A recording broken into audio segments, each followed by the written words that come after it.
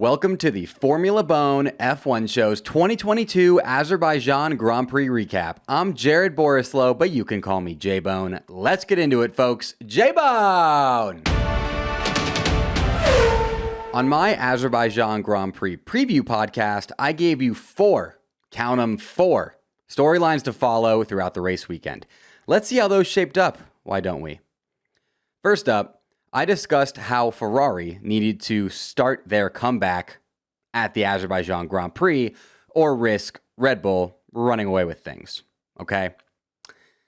And Ferrari most certainly did not start their comeback at the Azerbaijan Grand Prix. Tifosi gasps could be heard all around the globe on Sunday as Ferrari suffered a double DNF at the Azerbaijan Grand Prix, with Carlos Sainz's day ending due to a hydraulic issue, and then Charles Leclerc suffering a race-ending power unit failure while leading the race for the second time in 3 races.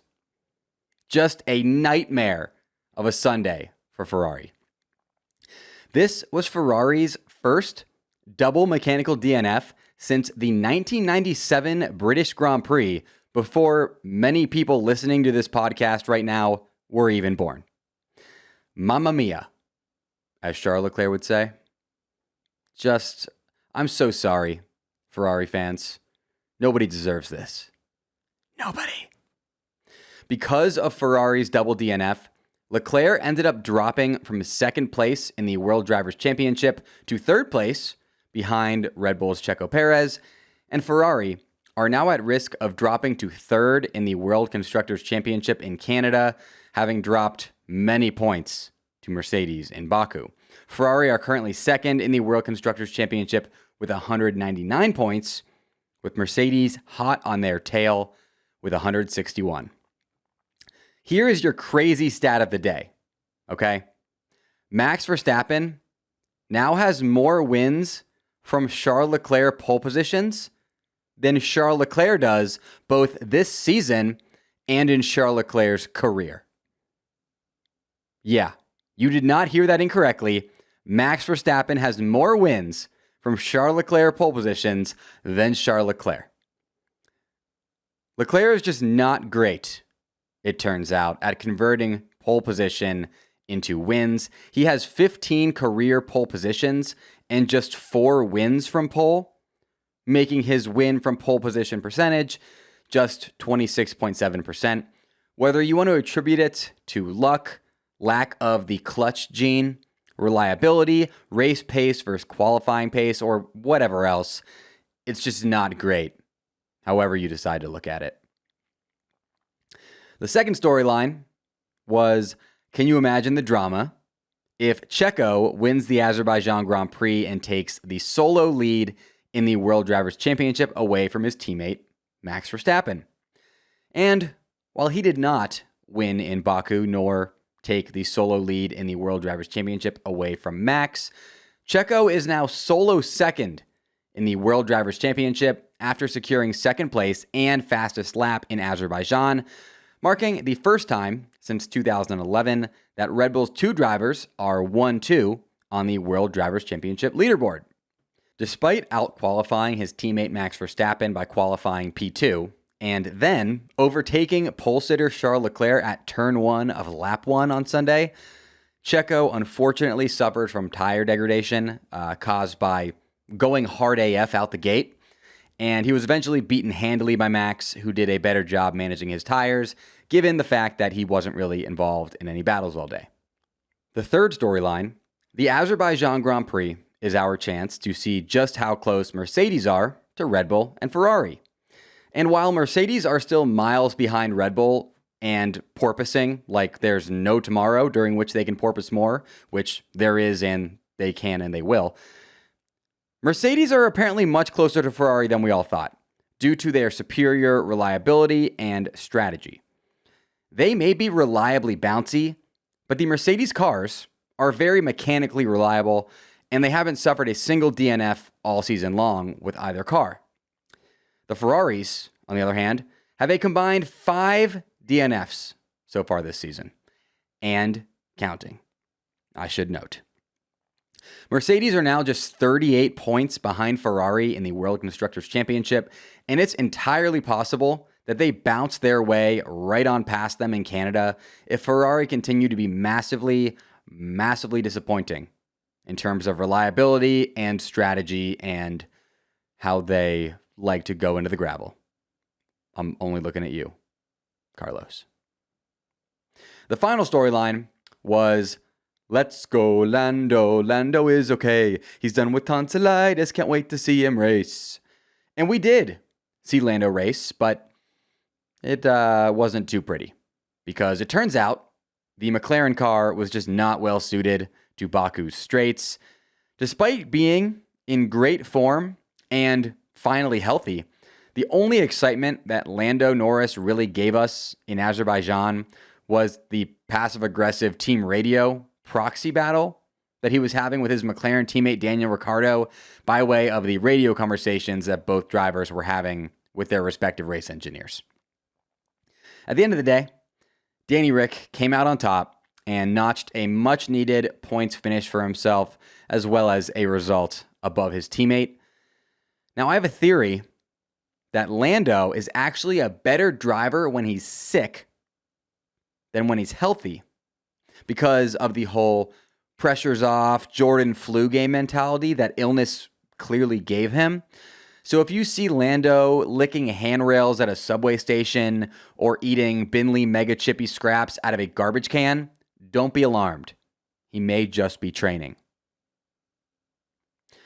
Additionally, before we get into the listener voicemails, I'd be remiss if I did not discuss that whole Yuki Tsunoda situation because it was both bizarre and hilarious, okay?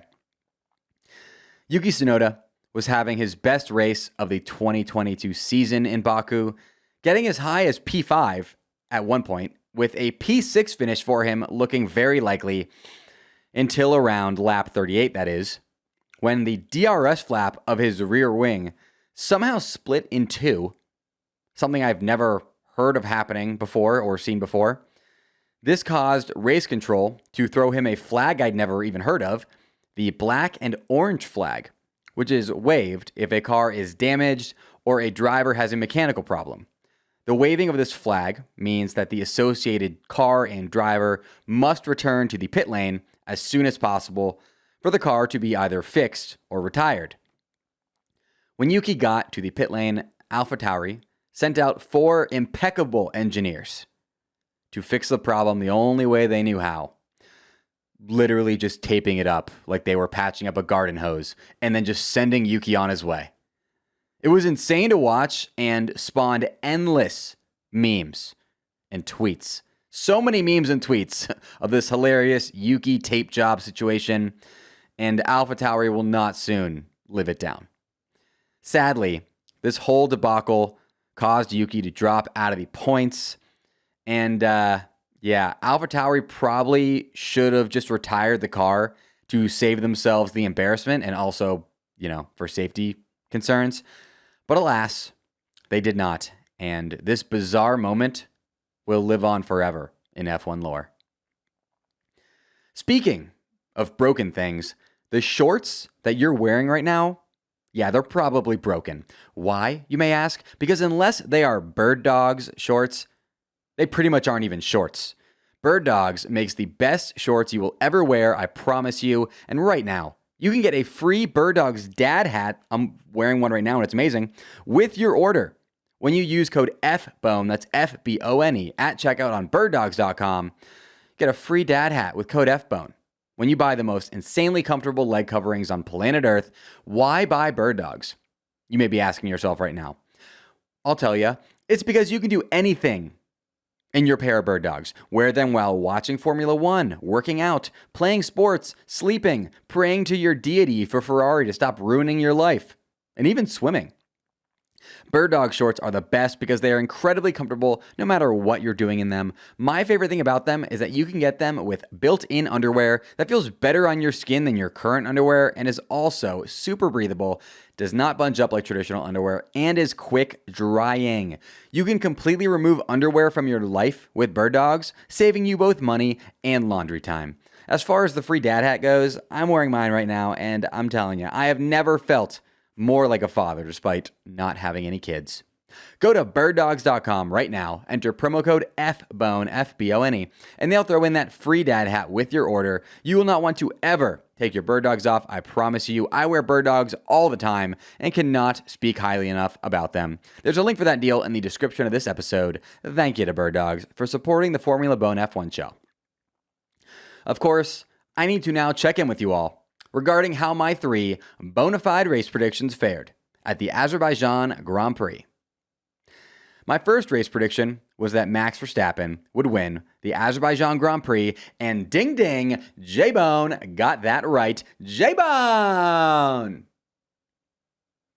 Max pretty much coasted to victory from P3 on the starting grid thanks to Leclerc's DNF and very good tire management from himself and less good tire management from Checo. My second race prediction was that Valtteri Bottas would finish in the top 8 in Baku. And womp womp, this prediction sadly did not hit, as Bottas simply did not have a great weekend in Baku, barely making it out of Q1 in qualifying before finishing the race just outside the points at P11. It was the first time all season that Bottas actually finished a race without earning any points for himself and Alfa Romeo, and it's very possible that his Ferrari power unit was to blame, as these power units did not look good in Baku at all.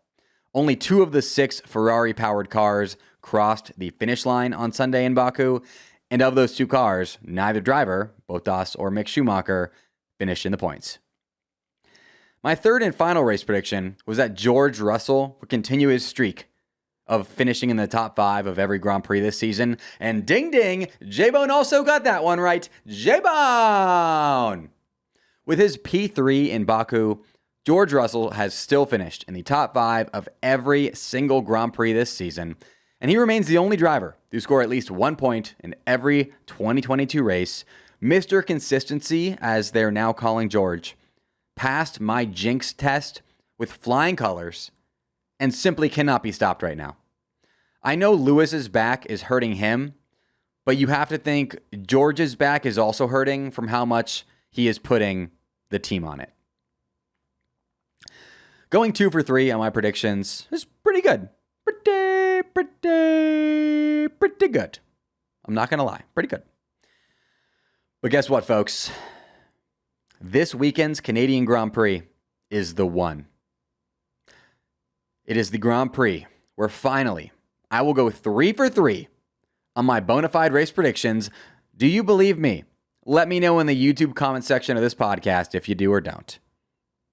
But I'll tell you right now, it's going to happen. I promise.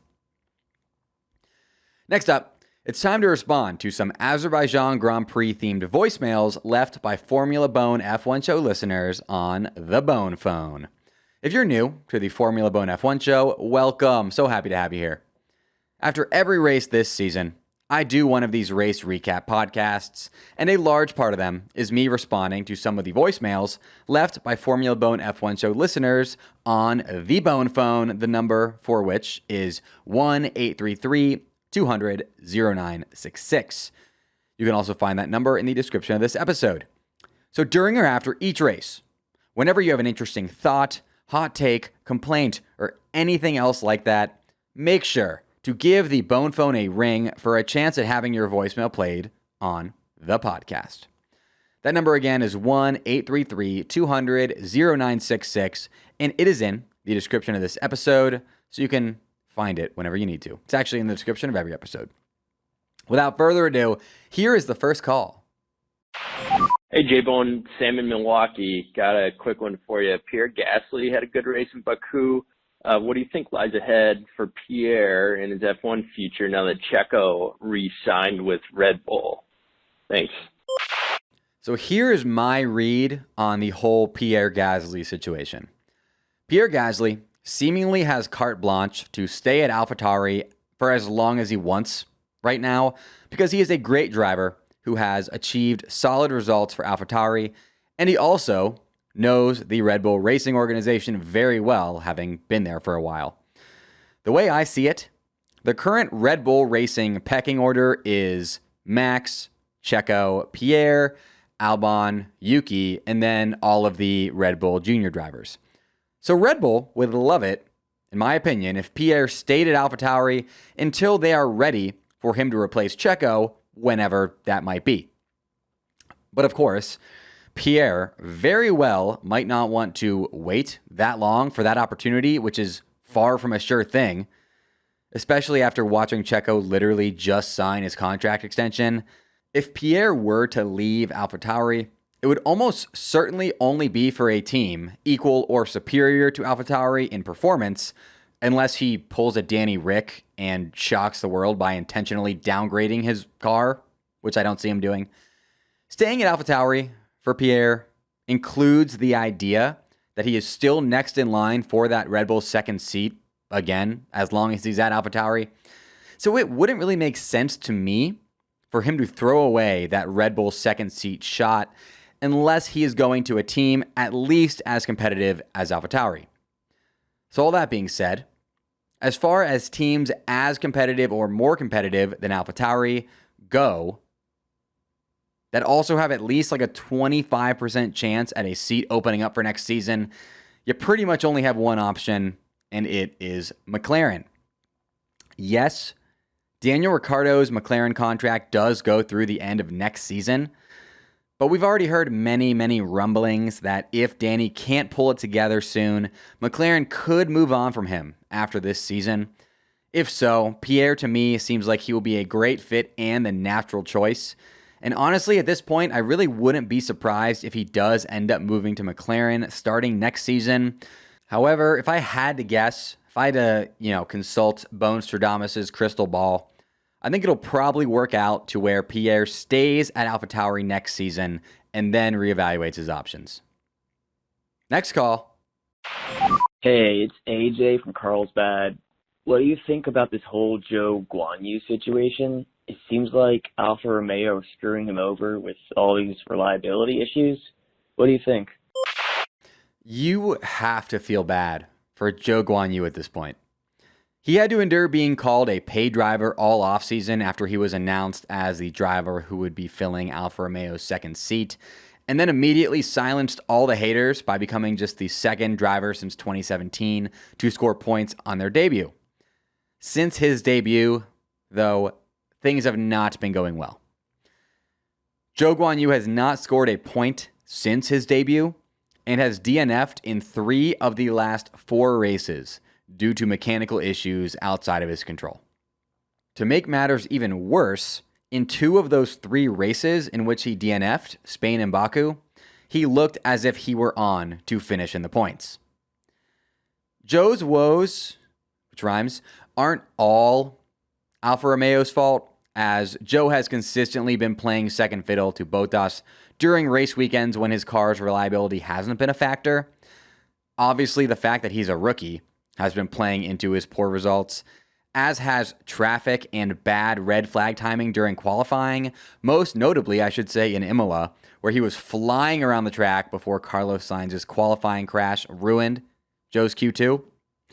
But come on, Alfa Romeo, give Zhou a good, reliable car so we can get the full picture of just what this man is capable of. Please. Next call. J-Bone! Andy in Dallas again. After watching this most recent Grand Prix in Baku, Daniel Ricciardo finishing in the top 10, just inside of Lando. Are we attributing this to all of the retirements, Ferrari, everyone else, to this top 10 finish, or is Danny making a comeback? Unfortunately for Danny Rick, I personally am attributing his P8 finish in Baku to the retirements of both Ferraris and Zhou Guanyu, as well as to Yuki's DRS issue. It's certainly a positive for Daniel Ricciardo that he finished ahead of Lando in Baku, but if we're all being honest with ourselves, this result is just that, a positive result, but not a good result. Maybe if Daniel had been able to pass Fernando Alonso, that would be different. but he didn't, so it's not. I do not consider Danny Rick back for finishing P8 in a race that saw 4 drivers either ahead of or on pace with him DNF. But if you disagree with me, let me know in the YouTube comments section of this podcast. I'd like to hear what you have to say about this meaning Danny Rick is back, because I really don't think it means that. But again, positive result, just not good, really. Next call. J-Bone, my guy. All right, listen, man. This is a terrible weekend for Ferrari. My question is, do you think that if Ferrari doesn't get their act together and get over these internalized issues, is it possible we see Charles Leclerc seek other opportunities outside of Scuderia Ferrari? Thanks for all the work you do. J-Bone. J-Bone. So Leclerc's contract at Ferrari has him signed through 2025. It's one of those longer ones. And given everything that he's said in the past about how he feels indebted to the Scuderia for how they supported him as a junior driver, I would be very, very surprised if Charles Leclerc were to leave Ferrari before the end of that term. Also, we are only 9 weeks removed from Leclerc having been 0.55 Saudi Arabian seconds away from securing the maximum possible amount of points through 3 races. So, despite how unintentionally awful Ferrari have treated Charles Leclerc over the course of the last 3 Grand Prix, it's a little early to start speculating about his Ferrari exit, in my opinion. After all, he has been on pole position 6 out of this season's 8 races thus far. So Ferrari are definitely not a team I think he'll be rushing to desert, though I can guarantee he is starting to get pissed about how Sundays are going, despite how good his Saturdays have been. That's it for today's episode of the Formula Bone F1 show. If you enjoyed the show and want to help out me, J-Bone, I would really appreciate it if you could toss me a subscription, like, comment, review, rating, or any other form of engagement on whatever platform you're on right now, whether it's YouTube, Apple Podcasts, Spotify, whatever it may be. If you do those things, give me a little bit of the engagement, the platform you're on and its algorithm will like J-Bone more. So I'd really appreciate it if you could do that. For Formula One updates between now and my Canadian Grand Prix preview podcast coming later this week, it's a 2-podcast week, folks. A 2-podcast week. You can join the Formula Bone Discord server via the invite link in the description of this episode. And you can follow me, J-Bone, on all social media at Formula Bone and at my real name, Jared Borislow. That's at JaredBorislow. Until next time, folks, J-Bone!